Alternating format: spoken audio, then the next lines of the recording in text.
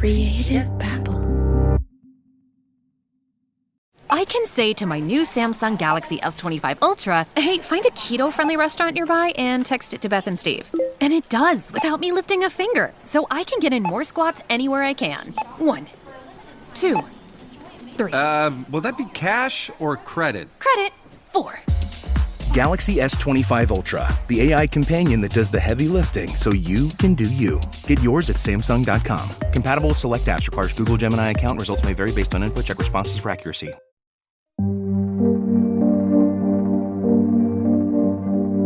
Today's story is not the most sensational story you've ever listened to on this podcast, not even by a long shot, but it's probably one of the most common. In this series, which I call The Sham, we get to hear from listeners, everyday people like you, who share stories about the liars, cheaters, and narcissists in their lives. This is my conversation with Ashley, not her real name, by the way, and her emotionally abusive husband. It's quite convenient that you're sitting here now being quite combative and videotaping me. Yeah, I've been videotaping you for the last 30 minutes, and I haven't been a bitch.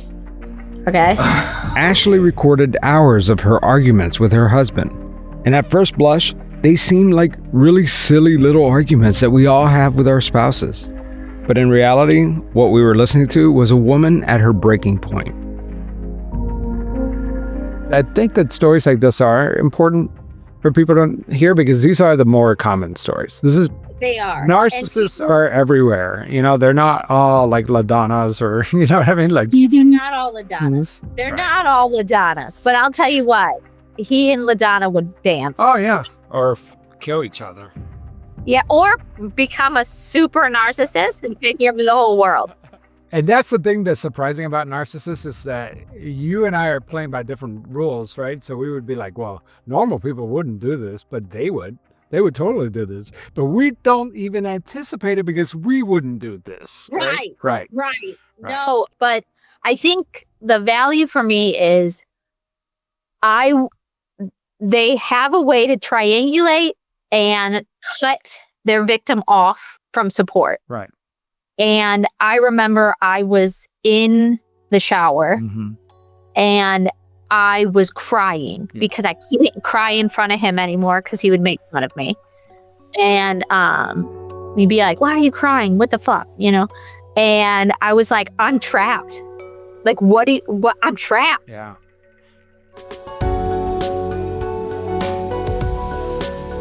I'm Javier Leyva, and this is Pretend. Stories about real people pretending to be someone else.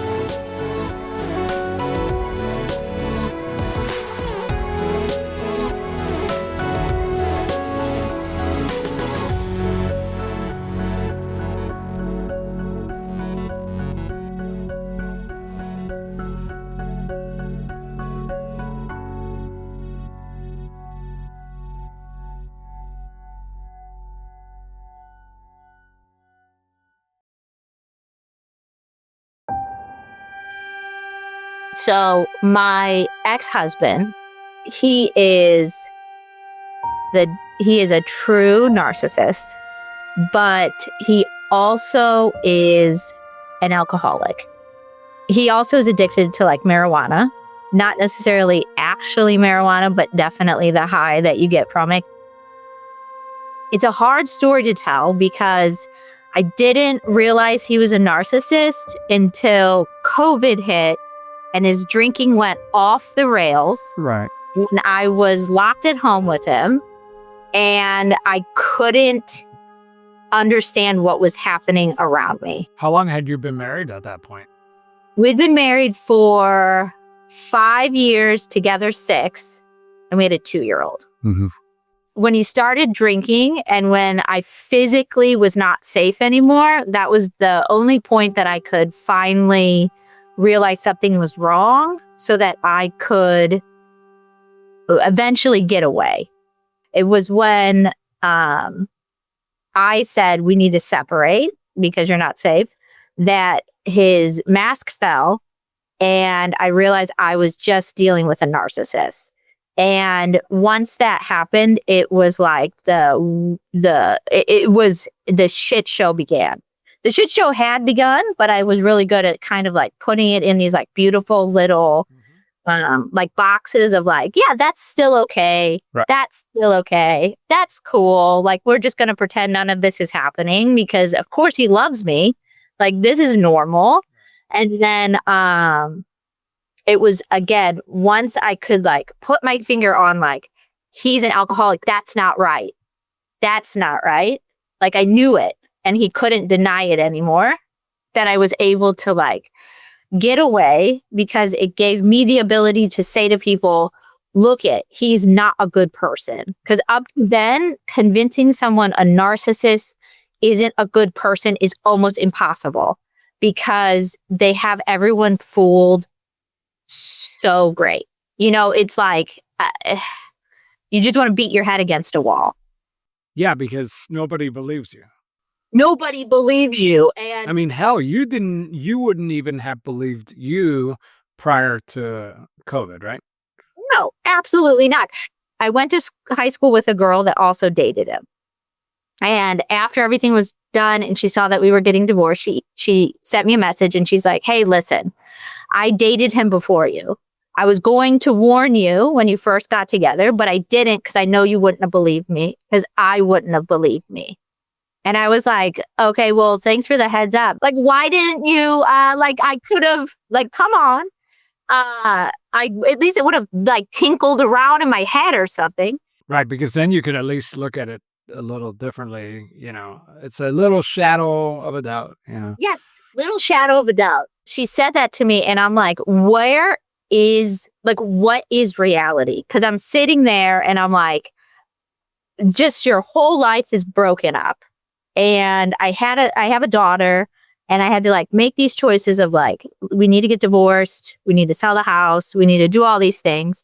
And I'm like, look at all of the terrible things I've had to do. You know, like I'm a guilty person. Nobody wants to go through this. Right. Nobody wants to go through this. And, you know, I felt bad. I'm like, here I am. I broke these marriage vows. Here I am, this guy who's going through all of this addiction issues. I'm sitting at a courthouse looking at him like I'm piling on to this thing instead of getting free. But it was because he had like warped my mind to the point that I couldn't even understand what reality was. I'm going to tell you the story because I was really trying to think of like what story captures his personality. And it was August of 2021. Okay. At this point, he had given himself pancreatitis from drinking so much.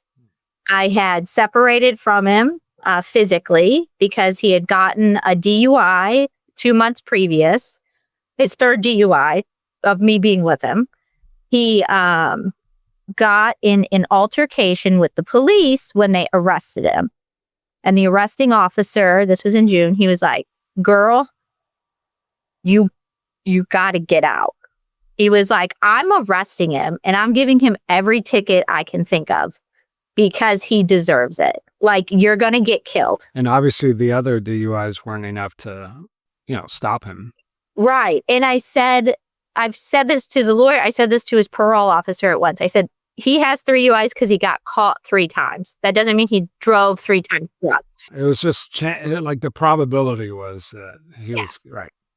Fast forward, at that point in June of 2021, I said, we have to separate because I emotionally and physically could not take this relationship anymore. He had been in rehab 3 times at that point.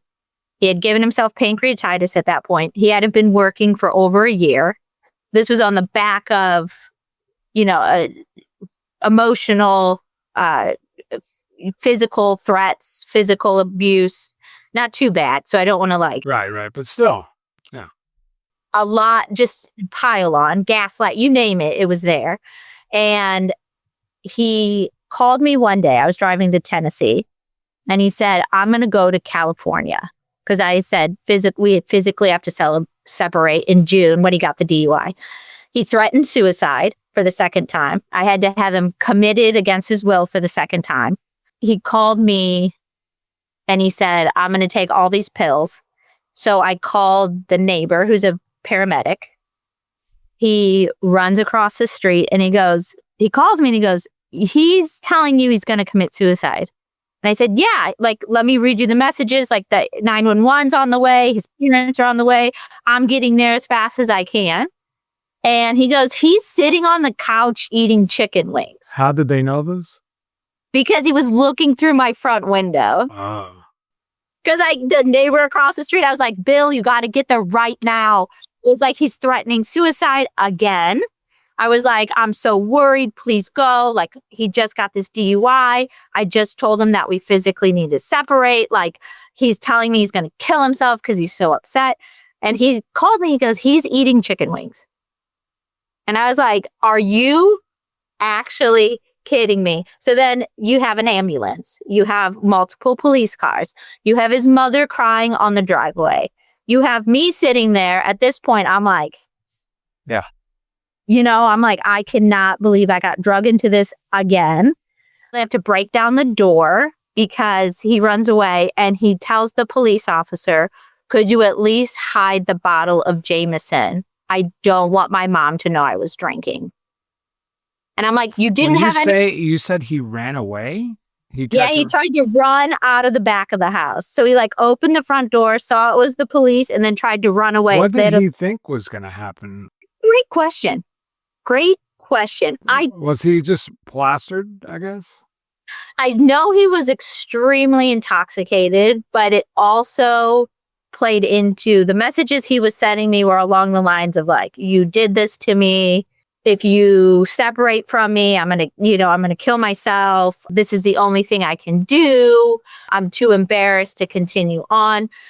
And Ashley tells me that this would happen about every 6 months. He would threaten to harm himself, and he would do this over and over again.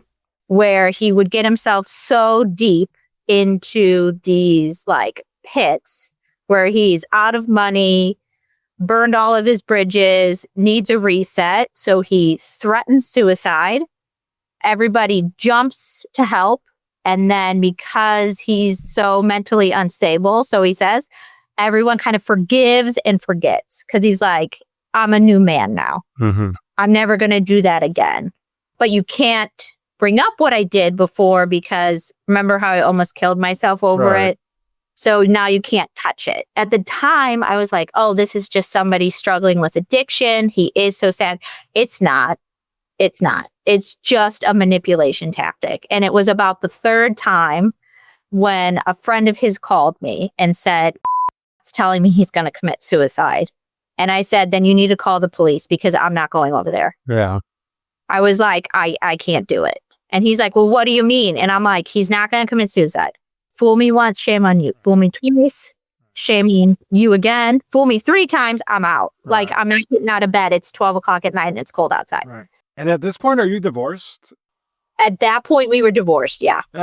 Like the third or second attempt? Third attempt. Okay. Third attempt. Yeah, at that point, yeah, he's the father of your child, but he's not your responsibility anymore. Like, that was the whole point, right?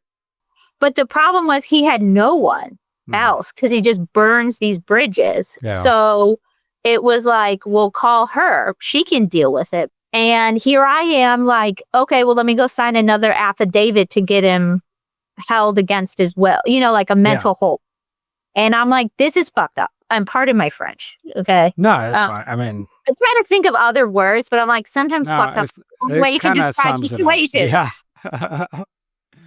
This wasn't the first time that Ashley had to check him into the mental health facility. After being hospitalized for 72 hours, the plan was to take him to rehab, but he would always refuse. And of course, that was not good enough for him. He wanted to come home. He wanted to pack his own bags. He probably wanted to drink. I don't know. Probably. Which I can't jump on that too hard because addiction is terrible. No, yeah, you can't help it. Yeah, narcissism's a choice. Addiction is terrible. I think narcissism is hardwired, honestly. Yes. Anyway, he gets out, does what he wants. At this point, I'm at my parents' house because I'm not safe. My family was like, you got to get out. My aunt's like, I have a real estate agent friend. She'll sell your house for you. Like, everybody is chirping at me like, run away. And what I didn't say to them is, don't you think I've wanted to? Like, do you know how hard it is to like look in the mirror and realize everything that you thought was a lie, and you have to explode not just this life, but like all of the life that you thought you were going to have. So he's in rehab, he gets out, goes to a sober living facility, relapses, gets kicked out, goes to another sober living facility, and then gets kicked out again. At this point, he's like, I want to come home. And I'm like, I can't because I'm scared of you. And up until that point, I really couldn't bring myself to say that out loud. But I'm like, I'm absolutely terrified. Like, if you're not at a rehab place, I'm afraid you're going to be here. I didn't say that to him because it would have just fed this ego. You don't want to poke the monster. No, God, no. Yeah. And so end of July comes around. He's relapsed, been in and out of all these things. And I say to him, we have to sell the house because we can't afford the house payments. Like, you're not working anymore. And so I said to him, I'm like, we need to sell the house. And he says, okay, like, let's do it. He's a real estate agent. So I said, he hadn't been working, mind you, but he was technically licensed. He was licensed, yeah. So I called a friend of his and I said, could you find someone to buy this house? And can you be the buyer's agent? Because he won't let anyone else list the house, but he's going to take the money and he's going to fuck this up. And so luckily a friend of his stepped in, found a buyer, and was on the other end of it. So August of 2021 was like kind of getting the house sold, but he also decided he was going to move to California for rehab. And he said, I found this rehab place. I'm going to move to California. He took more than half the money, even though he had run up tens of $1,000s in credit card debt in my name. Hadn't been working. There were debts everywhere, like tens of thousands of dollars worth of debt. And I had said to him, when the house closes, I'm going to pay all of this off. And then we'll split what's left over. That's what should be done. Yeah. And he was like, okay. Then as it came closer, since he was the listing agent, he was like, no, that's not how it's going to work anymore. I'm going to get more than half. And I'll explain why he thought he deserved more than half in a moment. And I said, what about all of these debts? And he's like, what about it? Like, again, this was like a fuck you. Okay. And so I tried to put the brakes on the sale of the house. My lawyer was like, there's nothing we can do. If I back out, you're legally liable, blah, blah, blah, all this shit. And I'm like, okay, great. So because the debt wasn't under both of your names. It was just under your name. When we had purchased the house under both of our names, and about a year previous, the house was we redid it, got a new loan. You know what I'm saying? Yeah, refinanced, yeah. And since he was a real estate agent, he took my name off the title. So he knew what he was doing. Right. So I was like I was at his mercy at that point.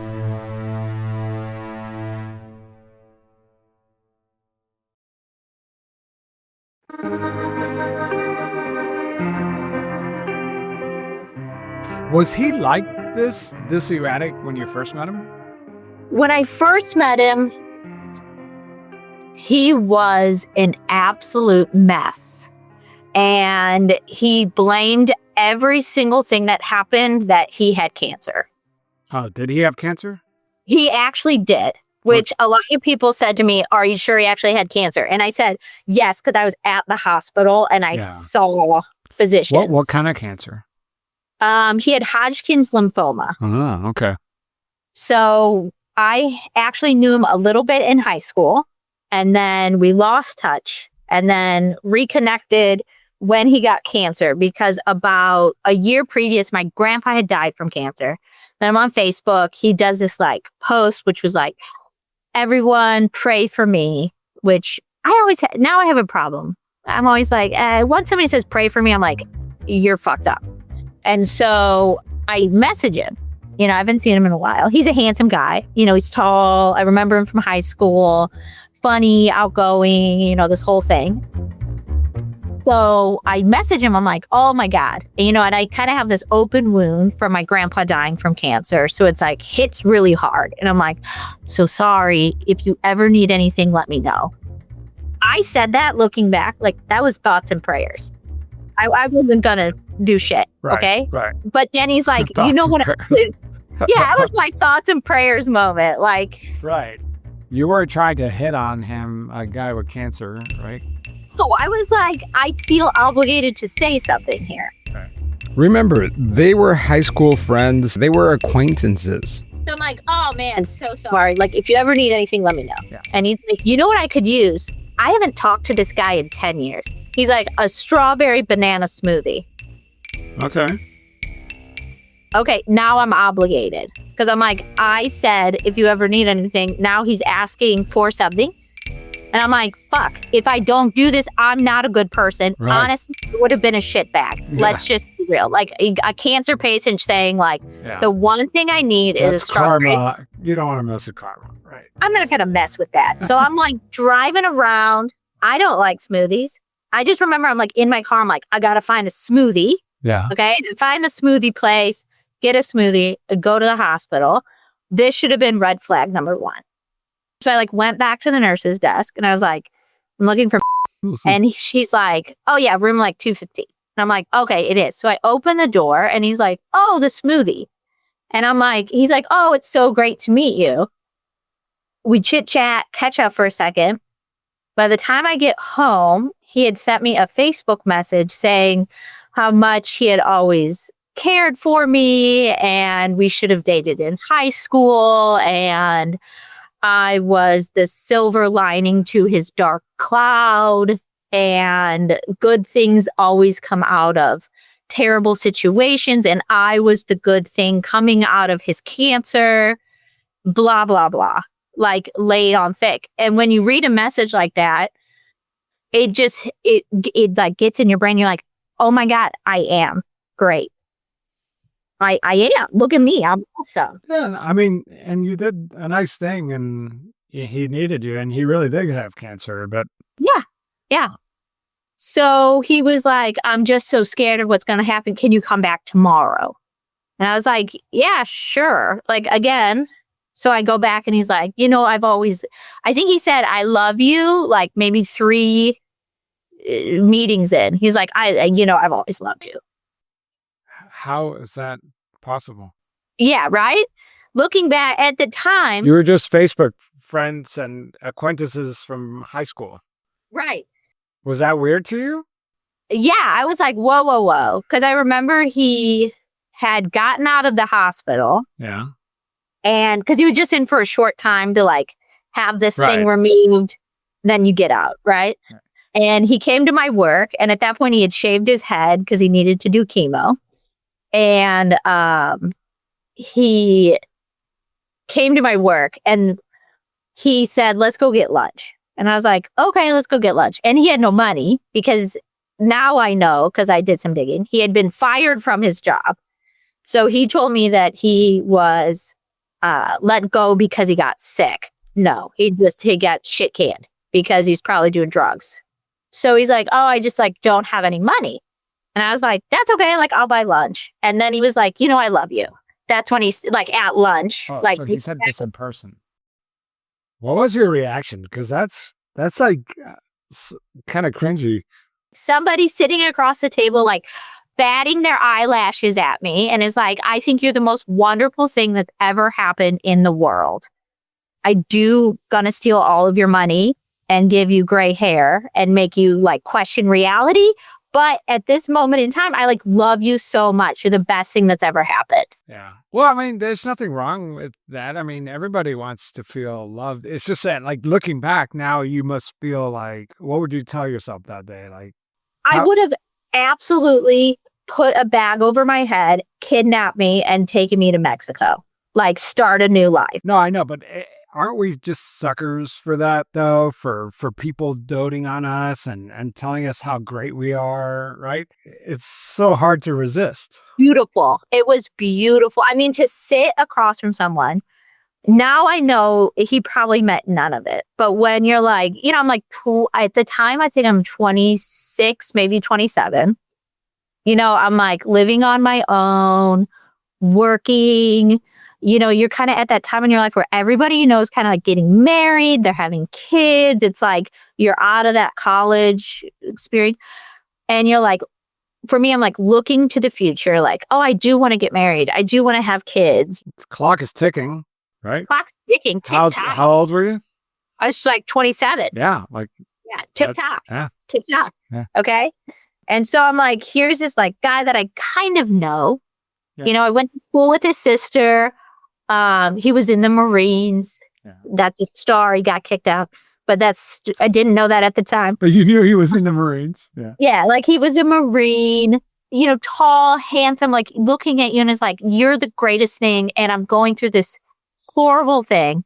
And you're the reason that it's okay. Uh-huh.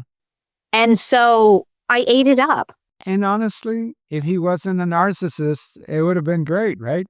It would have been amazing. You're just like, oh my God, this is great. I describe it as like you have children, right? Yeah.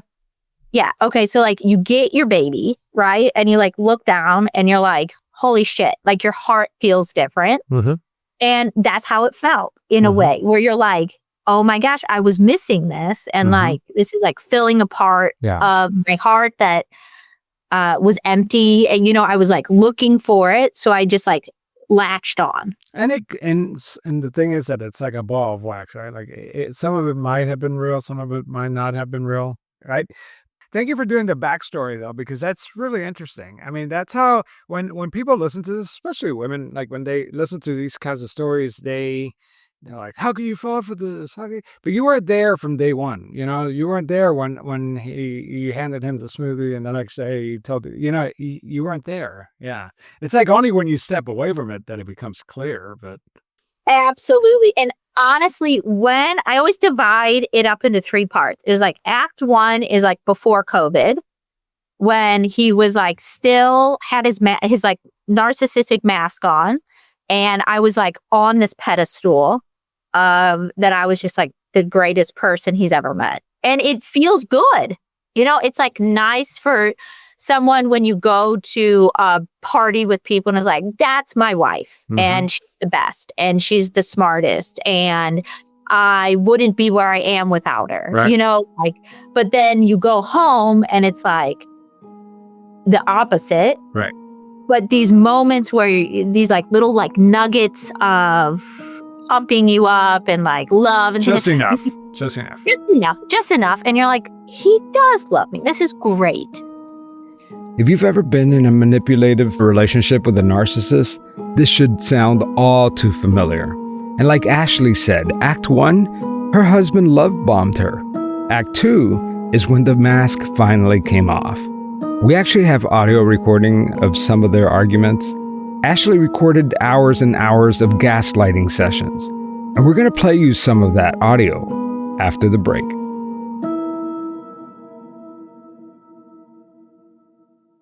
When COVID hit, that's like Act 2, because he always kind of had low-key drinking problems, but it was never what it became. So when COVID hit, he started drinking like a bottle of whiskey a day. Oof.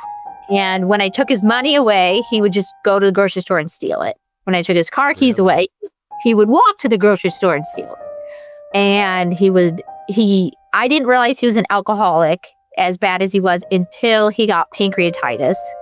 And I had to call an ambulance. And the ambulance driver looked at me and said, "You realize he's drunk?" And I was like, "What?" Like, no, you're crazy. Could he hide it pretty well when he was drunk? He hid it really, really well. And I always say now, I'm like, when you're living in denial, you can rationalize any behavior that you want to rationalize, truly. So when he would be blacked out on the couch from alcohol, I would say to him, "Oh my God, like what's going on? Why are you feeling like this?" And he's like, "I just don't know what's happening. Like, I just don't feel well. I just need to take a nap. At one point, I was like, okay, clearly something's wrong. We need to like get you checked out. He went so far. He would not admit that he was drinking. He went so far as to go to a neurologist to get an MRI because I was sure that he was having seizures. I was like, I think this is a type of seizure where you're like blacking out. Like it couldn't be alcoholism. It had to be something else. Right. Of course. Yeah. Like neurological. I like talked to his primary care physician and got like a blood glucose test because I'm like, I think you're diabetic and like your blood sugar's crashing. And I would film him. That's kind of when the emotional abuse skyrocketed because he became really controlling. This narcissistic mask fell because he wasn't getting what he needed from me anymore. The emotional abuse was out of control. Like he came home one day and I'd worked all day. He had been home. He was drinking. I had our daughter with me. I came home. He had been drinking. I didn't know it. He was on the couch and I'm like, oh, and he goes, didn't you go grocery shopping? And I said, no, I didn't get to go grocery shopping. I just came home. And he's like, I can't fucking believe this. Like now I have to go grocery shopping. You've been sitting on the couch all day. I was like, we don't really need groceries. And I'm like, why are you making such a big deal of this again? It's like this mental game where like my brain is playing out one thing. Yeah. And then the reality is different. And so he like goes grocery shopping and comes home and I start recording him because I'm like, this is unhinged. What else have I made for her for dinner already?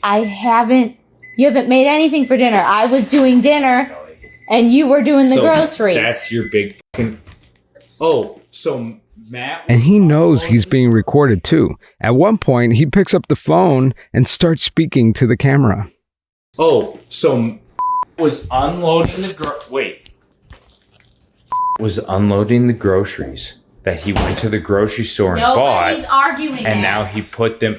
No, but you said what's in the oven? Because what's in the oven? You told us to put that in the oven. What's in the oven? Because he's going on and on about how I couldn't put anything away properly in the refrigerator.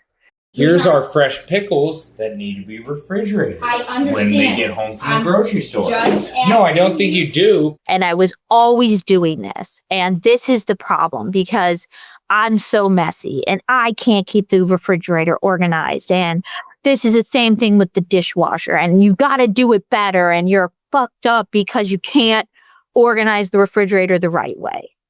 And you're like, okay. Anyone else looking in, you're like, okay, that's like the tip of the iceberg, Yeah, and it's such an interesting example too, because dishwasher is like certain people are like that's such a common like thing to bicker about for marriages, but this seems like it's to the point where you felt like you needed to record it, like you wanted to prove to maybe somebody else that like, hey, this is not just an ordinary fight about how to organize a refrigerator or because like in a healthy relationship it would be something like, hey, listen, could you put the knives upside down in the dishwasher because I have an innate fear that I'm going to trip and fall on the knives in the steak.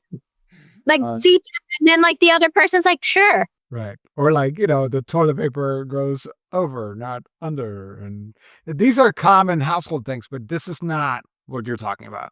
No. So this is like, I think the original video I took was 30 minutes. It went on for 2 hours. Wow.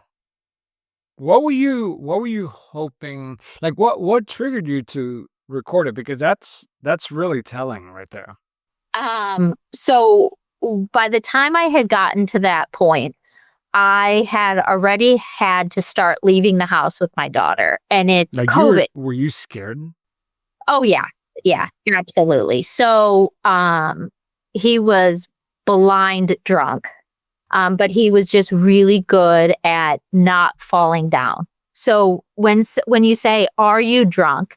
And I hadn't asked that question yet, that would come later. But when you say to somebody, what's going on? And they say to you, I'm fine. And they're not. But when somebody, it's like gaslighting doesn't for me, that's like a watered down term now because people are like, you're gaslighting me. I'm like, throw it around. Mm-hmm. yeah. I'm like, when someone's looking at you and saying the sky is purple, and you're like, no, I think it's blue. And they're like, that's purple. Something starts to rewire in your brain and you start to question every single thing that you know is true. Leading up to when I was recording him, I had to start like leaving with my daughter out of fear. So it's COVID. There's no place to go. Okay. So he would start getting angry and I would get scared. And I'm like, I'm not okay here. And so the only thing I could do was like put my daughter in a stroller and go for a long walk and hope that he would be sleeping by the time I got home. So now I know he was drunk. This was like an angry outburst. And then he would pass out. When he'd wake up, he'd be more sober and then wouldn't be as angry and threatening. So I recorded him because I'm like, if he sees this, he'll stop. They're like, you want it to prove to him when he's not in that state that this is how you're treating me. Right. When you're drunk. Right. Exactly. What would you like me to do? I asked you to go take a drive to go cool off. Okay. Can you explain to me why I need to go take a drive and cool off? Once you cool off and get better high blood pressure, I'm going to show you this video and you will understand. Okay. Can you explain any specific reasons at the moment why you're you being need to leave the house? Extremely combative. Okay. You're being very mean. Okay. You're being aggressive. Okay. And you have low blood sugar. So nothing you say makes sense. And so I remember I was like, this'll do it. Like desperately to myself. I'm like, this will do it. If I show him this, he'll see how much it's hurting me. And then he'll stop and he'll see it and he'll understand like this isn't okay. And I remember it was like a day or so later. And I said to him, like, I'm going to show you the video so that you can like talk to your neurologist about it. Because at this point, again, still, Yeah. and he's seeing it. He's like, I would rather my wife think that I'm having some sort of like seizure than admit that I'm drinking. What was his reaction though when you showed him the video? He was like, oh, you're blowing it out of proportion. So he was defending that behavior. Defending it. And he's like, I don't know what you want me to do. He's like, I was pissed off. He's like, I didn't feel like going grocery shopping. And I was like, no, you get that no one should get yelled at for 2 hours about how you put things in the refrigerator. Yeah. Right? Yeah. You know, and then it was like, it would go on from there. It wouldn't just be the refrigerator. It would be the, then it was like that I don't cook enough, that I cook the wrong way, that one time I was in the kitchen making like Rice Krispie treats with my daughter. And he comes in and he's like, you have got to stop singing about stuff. And I was like, what? Because we were like mixing, like, oh, we're mixing. She's 2. Yeah. Okay. And he's like, you've got to stop. You don't understand how annoying that is. Like, you're an adult. Adults don't do that. Like, you've got to stop. This is the girl that brought him the smoothie. Yeah. See? He's talking about. And the girl that for years was like put on this pedestal that I could do no wrong. Right. I was like, always had the best opinion, always had, the best taste in decorations, always had the best like storytelling, always had the best, anything, because that's what narcissists do. They put you on a pedestal and it's like a control method, because if you're up there, then they can, it's like a way to manipulate your brain. Yeah. I think a lot of people can relate to that though. Like, even though you probably experience like a very extreme version of this, like I think a lot of relationships, the natural arc is we're all kind of putting the other person up on a pedestal, and then it gets to the, like where you're in this roommate stage and little annoyances here and there. But like, this is like to the extreme. Absolutely. Absolutely. And then, then and then the constant putting somebody down thing. It's a form of control. It's criticizing somebody all the time makes them feel small, right? So it's like that you brought them up from the pedestal and brought them all the way down. like as far down as you can go. And like Subhuman, yeah. subhuman. And it was like at one point he said if I don't know how you are with laundry. If it's clean and folded, life moves on. Yeah. Right? Because that's real life. What else do you do with it? He was like, if you don't fold my laundry a certain way, you clearly don't love me. Oh, yeah. Do your own damn laundry, especially if he's not working. Yeah, so it's like you're living and you're like, okay, I need to make sure I'm folding his underwear a certain way. And then like I would sit and fold it and he'd be like, you're doing it wrong. It's supposed to be like this. Why can't you fold this the right way? And I'm sitting there and I'm like, how am I doing everything so badly? You know, and you're like, everything's wrong. I can't do anything right. You know, it's like these like little control methods that he has is if I took care of my daughter too much, he would say things like, oh, I know you love her more than me. You don't pay any attention to me anymore. You only give her attention like that. You don't understand how much that upsets me. I can't believe you love her more than you love me. And I'm like, dude, she's 6 months old. And she's your daughter too. I'm supposed to put socks on a 6-month-old. That's really weird that he's competing with his own daughter. Okay, fine. Can you tell your dad there's dinner on the stove?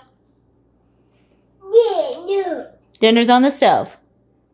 Can you tell your mother that your dada loves her? Oh, that's great. Thank you so much. At one point, we went to couples counseling. And I remember telling the counselor that, and she was like, I know in her head, like something clicked, and she's like, she called him out on it. And he was like, oh, you just don't understand. Like, I want more time with my wife.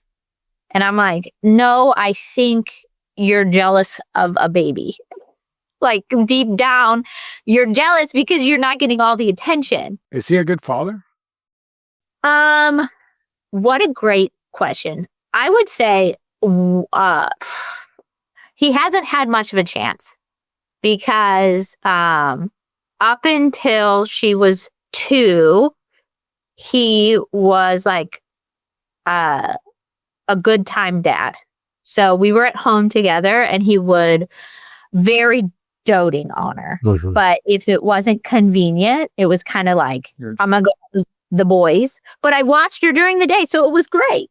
Like, I'm the best dad ever. Don't you get it? I'm going to go with the boys. And I'm not going to work and like financially support her. But when I'm home, we're going to like put on funny outfits and dance around. He's not mean to her. But he's not, like, being a dad is more than just being goofy and having a good time. It's the actual putting a roof over their heads and... Yeah, that's where he gets, like, pretty bad at stuff. So he chose to move to California. Mm-hmm. Where in California, by the way? In LA, like out someplace outside of LA. And then he ended up moving to, I think, Sacramento with a friend for a little while. Is he still out there now? Sadly, no. He came back. Oh, shit. Yeah, no. It was honestly, the day he texted me that he was coming back, I had never heard the expression, your blood runs cold. It was like, the storm is coming back. Because at that point, it was like, the amount of control he had over me, his ability to... I can't even describe it. It's just, it's terrifying. I still to this day, like I have to see him because I have to, he has like a visitation with the daughter and like, it makes my blood run cold. Earlier on in the episode, we alluded to the fact that Ashley eventually asked to get a divorce. This was the beginning of Act 3. That is after the break.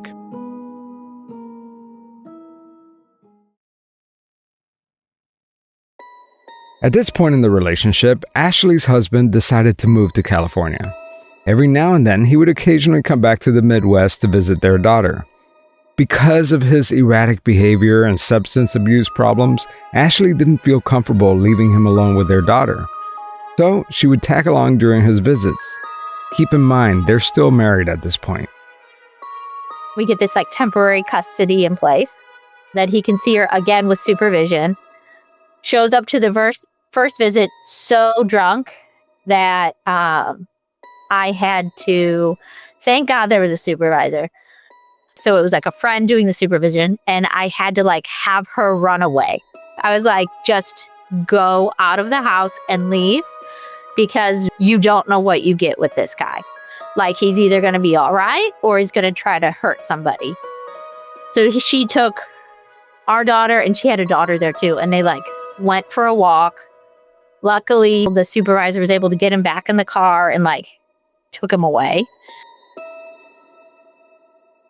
From March until that December, he did not see her once, because he just, now looking back, he just wasn't interested in it.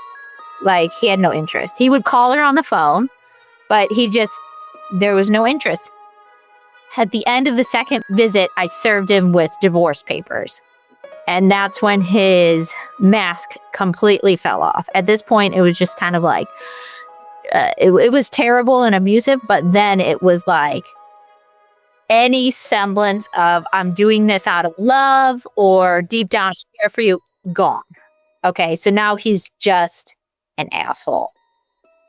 Have things calmed down? Like, Things are, they're a little bit more calm, but he's in no way better. All that he's done is moved on to a new supply. Yeah. That's what I would say. Yeah, a different type of high, right? Different type of high. So he has this new girlfriend, which is kind of like put him in this care. He's like, did you warn her? hi, you know what? I like lay up at night thinking about it. Remember that woman that warned? I said, I just had lunch with somebody the other day, and I go, do you think I should warn her? And this girl, I went to high school with her, and she said, I kind of knew him in high school, and he was like a fucking stalker in high school. And even though you're telling me the story, he's still in the middle of the downward spiral, Absolutely. You met him probably at his best, Yeah, maybe, which is sad. I think that, and it's interesting, so that we're recording this, right? But like, I don't even know what to do with this, because it's like this story, like the reason why I want to ask you this is because this is your life. You still have to deal with this guy. You know what I mean? Like, you still have to meet him for when he does want to visit her. And you don't want to aggravate the situation. Oh, he would lose it. But then the story would also be so, revealing to certain listeners, because they might connect with it and be like, oh my God, I'm in this same situation, because some of my stories are so over the top that you can't really relate to them, right? But this is like a very relatable story. This is like something that, and this is not the first time I've had this kind of conversation, because I've had even coworkers. Like, I recorded a session just like this with a coworker of mine, and she just wanted to record it in case something happened to her. Absolutely. And, I think that these stories are valuable. So I wasn't sure what you were envisioning that I do with this. Like, what were you thinking? That's your job. She's right. It is my job. And so the question I had was, is this story worthy of sharing with you? And the answer is yes, because some women, they want validation. They want other people to know what they experienced. Maybe this story could help somebody else stuck in a relationship. A lot of times we talk about the signs of how to avoid getting into a relationship with a narcissist or a con artist. But what happens when you're in Ashley's shoes and you are so deep into this? I mean, you have a child, you have a house together. How do you get out? Most experts would say document everything. In this case, Ashley kept notes and recorded some of the conversations. In these recordings, you could tell that she was trying to de-escalate the situation. She didn't call him names. She didn't call him an alcoholic. She tried to rationalize it and say, oh, you're acting like this because of your blood sugar. If you ever find yourself in a relationship like this and you feel like there's no way out, I'm going to leave some resources in the show notes. It might feel like you're stuck, but with the right support systems, friends, and family, hopefully you could get out of this relationship. So that's it for today's episode. It was a little different, right? If you have a story to tell, it doesn't need to be like Ashley's story, but a story of your personal encounter with a con artist or a narcissist, I'd love to hear about it. Send me an email, javier@pretendradio.org. You could write to me a short Cliff Notes version of what happened to you, or you could actually send me a voice memo describing the details, whatever works for you. You never know, it might make it onto the show. I hope you enjoyed this more low-key version of Pretend. I'm a big fan of the podcast Death, Sex, and Money, and I just think that some of these stories are so raw and real, and you could connect with them in a much deeper way. Also, on an unrelated note, do you guys know the sex columnist Dan Savage with the Savage Lovecast? Well, I was a guest on his show. It's actually part of his subscriber-only series, but it was such an honor. And no, I did not talk about my sex life on his show. His show could get a little raunchy, by the way. We were actually talking about this very topic, how to avoid falling into romance scams or encountering a narcissist. It was a fascinating conversation. So if you are a subscriber of Dan Savage's premium show, you'll be able to listen to the conversation there. It was a lot of fun. Anyway, so that's all I have for you today. All right, that's it for today. Today's episode was written by me. It was produced by me. And it was edited by me. And it sounds like I'm getting a cold. All right, take care, guys. Talk to you real soon. Creative Pep.